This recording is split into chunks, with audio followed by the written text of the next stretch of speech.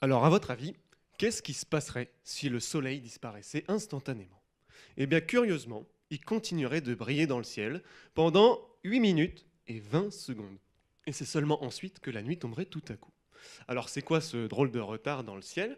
Eh bien, c'est juste que la lumière, elle a toute la distance soleil-terre à parcourir, et ça se fait pas comme ça en un claquement de doigts, mais ça prend 8 minutes et 20 secondes. Alors, ok, le soleil a disparu.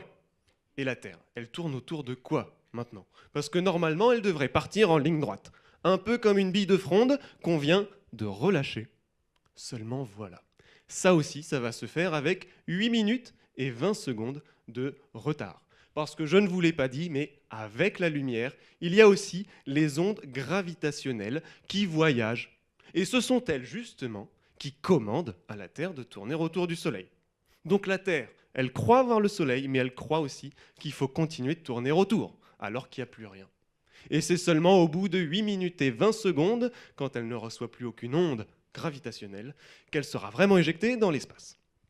Alors vous allez me dire, ça fait quoi physiquement, une onde gravitationnelle? S'il y en avait une bien intense, qui vous traversait là tout de suite, ça vous ferait tout drôle. D'abord, vous seriez écrasé dans un sens, puis étiré dans un autre, et votre main droite vieillirait plus vite que votre pied gauche. Donc au fond, ce sont littéralement des distorsions de l'espace et du temps, de l'espace-temps. Alors d'ailleurs, c'est Einstein qui a prédit leur existence en 1916, mais la communauté scientifique, elle a mis 100 ans avant de détecter pour la première fois ces petites vibrations.